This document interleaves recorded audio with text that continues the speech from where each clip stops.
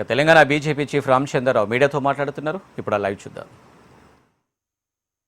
ప్రాంతంలోనే కాదు, హన్మాపురమే కాదు, మొత్తం రాష్ట్రంలో ఈరోజు రైతులు పడుతున్న బాధ ఇక్కడ మనం దాని ప్రతిబింబం చూడవచ్చు. ఇక్కడ ఈ యొక్క కొనుగోలు కేంద్రాల్లో ఉన్నటువంటి ఒక పరిస్థితి ఇంతకన్నా అధ్వానమైన పరిస్థితి చాలా చోట ఉన్నాయి. ఇంతకుముందే ఒక వీడియో నాకు పంపించారు.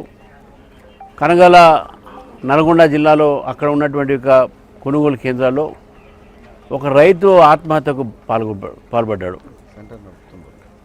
ఆ సెంటర్ నడుపుతున్న వాళ్ళందరికీ ఒక వ్యక్తి ఈ యొక్క లారీలు రావట్లే సమయానికి కాంటాలు లేవు, గన్ని బ్యాగులు లేవు, ఇటువంటి ఒక సమస్య ఉన్నది, నేను ఎదుర్కొంటున్నాను, కనీసము నా ప్రాణం త్యాగం చేసేనా ఈ ప్రభుత్వంకు ఒక కన్ను తెరుపు ఉంటుందని చెప్పేసి కూడా వారు చెప్పడం జరిగింది. సరే, నేను రైతులను కోరుతా ఉన్నాను, ఎంత కష్టం వచ్చినా నష్టం వచ్చినా మేము మీతో ఉన్నాము, మోదీ గారు మీతో ఉన్నారు, ఆత్మహత్యకు పాల్గొనకండి. కానీ ఈరోజు రాష్ట్రంలో ఉన్న పరిస్థితి ఈరోజు మనం చూస్తూ ఉంటే, ఏ రైతు మీద అయితే రైతుకు ఆ రోజు మాట ఇచ్చినటువంటి ఈ ప్రభుత్వం ఈరోజు రైతుల్ని మర్చిపోయారు, రైతుల్ని గాలి వదిలేశారు. రైతులకు వాళ్ళ బతుకు వాళ్ళే బతకండి అనేటటువంటి ఒక రీతిలో ఈరోజు రైతులు ఇక్కడ ఉన్నారు. నా చేతిలో ఈ మొక్కలు ఉన్నాయి. ఇప్పుడు 15 రోజులు, నెల రోజు నుంచి ఇక్కడ కుప్పలు పెట్టుకొని రైతులు వెయిట్ చేస్తూ ఉన్నారు. ఇది ఎప్పుడు లిఫ్ట్ అయితే రైస్ మిల్లర్స్ తీసుకుపోతారు. నరేంద్ర మోదీ గారు ఎంఎస్పీ పెంచారు. మళ్ళీ ఆ ఎంఎస్పీ ఆ ఒక రేట్లో మిల్లర్స్ తీసుకోవాలి. గన్ని బ్యాగులు కేంద్ర ప్రభుత్వం ఇస్తుంది, దానిపైన ఉన్న టార్పోలిన్ కూడా కేంద్ర ప్రభుత్వం ఇస్తుంది. కనుక రైతులందరూ కూడా రెంట్కి తీసుకువచ్చి కొనుక్కొని దాని మీద కవర్ చేసుకుంటూ పడితే, నా వాన పడితే మళ్ళీ ఎండబోసి, మళ్ళీ వాన పడితే మళ్ళీ ఎండబోసి, 4-5 సార్లు ఒక 15 రోజులు 20 రోజుల నుంచి ఈ పరిస్థితి ఇక్కడ ఉన్నది. ధాన్యం ఒక రేటు తగ్గిపోతుంది, తగ్గిపోతే రేటు తగ్గిపోతుంది. నీళ్లు పడి సరైనటువంటి ఒక ఇక్కడ ఫెసిలిటీస్ లేక ఈ మొక్కలు వస్తూ ఉన్నాయి. రైతు ఎకరము 2 ఎకరాలు చిన్న అన్ని సన్నకారు రైతులు ఇక్కడ ఉన్నది. మళ్ళీ ఏ విధంగా ఈరోజు వాళ్ళు బతకాలి, ఏ విధంగా ఈ అమ్మాలి ఇవి? నేను ఇప్పుడు జేసీ గారితో మాట్లాడాను.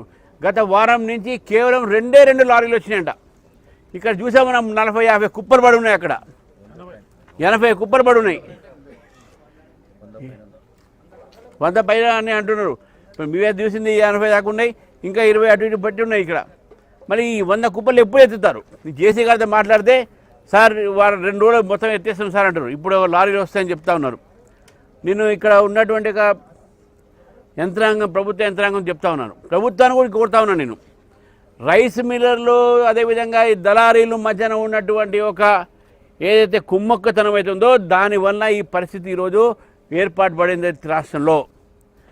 ఒక ధాన్యమే ఒక ఒరే కాదు, ఈవెన్ మొక్కజొన్న కూడా అదేవిధంగా ఆదిలాబాద్ జిల్లాలో మొక్కజొన్న పరిస్థితి కూడా అదే ఉన్నది. రకరకాల పంటలకు ఎంఎస్పీ పెంచినప్పుడు కూడా రాష్ట్ర ప్రభుత్వములో ఉన్నటువంటి కొంతమంది అధికారులు, దళారీలు, రైస్ మిల్లర్సు, కమిషన్ ఏజెంట్లు వీళ్ళందరూ కుమ్మక్కై రైతులకు అన్యాయం చేస్తూ ఉన్నారు. రైతులకు పరిస్థితి ఏ విధంగా అంటే తక్కువ ధరకు అమ్మడానికి వాళ్ళ మీద ప్రెషర్ పెడతా ఉన్నారు.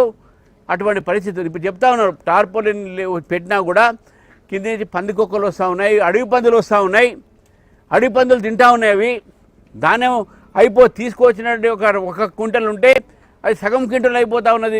అంటే ప్రభుత్వం ఎందుకు మేలుకో, ప్రభుత్వం ఈ అగ్రికల్చర్ సెక్టార్ని, రైతాంగాన్ని మొత్తం మర్చిపోయి ఈరోజు వాళ్ళు చేసే పనులు ఏమున్నాయండి? రైతులతో రాజకీయాలు గత ప్రభుత్వం చేసేది సరే, ఆ ప్రభుత్వం చేసినందుకు ఆ పాపాన వాళ్ళకి పాపం చేశారు కాబట్టి మీకేదో ఈ యొక్క అధికారాన్ని అడ్డగడ్డారు. మరి మీరు కూడా ఏదో రైతులు మర్చిపోయేట్లా? దయచేసి నేను రేవంత్ రెడ్డి గారిని, తుమ్మల నాగేశ్వరరావు గారిని కోరుతా ఉన్నాను, రైతులకు ఇప్పుడు ఇమ్మీడియట్గా న్యాయం చేయండి. రైస్ మిల్లర్స్ ఎవరైతే ఇటువంటి ఒక తప్పు ఉండే కేసులు పెట్టండి వాళ్ళ మీద. కానీ రైతులకు అన్యాయం చేస్తే ఇది ఊరుకోం మనం. అదేవిధంగా ఈ యొక్క మొలకొచ్చిన ధాన్యాన్ని కూడా ప్రభుత్వం తీసుకోవాల్సిన అవసరం ఉంది. ప్రభుత్వం డిమాండ్ చేస్తూ ఉన్నాను, ఈ మొలకొచ్చిన ధాన్యాన్ని కూడా కొనాలి.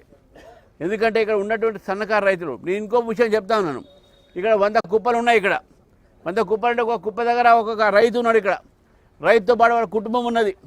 నెల రోజు నుంచి ఇక్కడ ఉన్నారు, ఎండకు ఇక్కడ ఉండే నీటి వసతి లేదు, భోజనాల వసతి లేదు. సరే వాళ్ళ బాధలు వాళ్ళు పడుతున్నారు. కనీసము ఈ యొక్క రైస్ మిల్లర్స్తో పిలిపించి మీరు వార్నింగ్ ఇచ్చి లిఫ్ట్ చేయమని ఎందుకు చెప్పట్లేదు? ప్రభుత్వాన్ని ఎందుకు ఈ పని చేయట్లేదు? ఎందుకు 1 మంత్ ఆగాల్సి వస్తుంది? చివరికి దాన్ని మళ్ళీ సెంట్రల్ గవర్నమెంటే మళ్ళీ ప్రొక్యూర్ చేసేది 100%. మరి మీవే ఇస్తాం మళ్ళీ మీకు దాన్ని పైసలు. కాబట్టి ఈరోజు కేంద్ర ప్రభుత్వం నుంచి వచ్చినటువంటి ఒక ఎంఎస్పీ రేట్ కానీ, టార్పోలిన్లు కానీ, మీ యొక్క కాంటాలు కానీ అన్నీ కూడా మేము ఇస్తున్నాం. ఒక్క పైసా ఒక దబ్బడం ఒక ఖర్చుతో సహా, సూత్లీ ఖర్చుతో సహా మొత్తం కేంద్ర ప్రభుత్వం ఇస్తుంది. కానీ రాష్ట్ర ప్రభుత్వం వైఖరి రైతాంగ వ్యతిరేక వైఖరిగా ఉంది. కాబట్టి ఇప్పటికైనా తుమ్మల నాగేశ్వరరావు గారు, రేవంత్ రెడ్డి గారు ఇద్దరు మీరు రైతులను పట్టించుకోవాలి. పట్టించుకోకపోతే రైతులు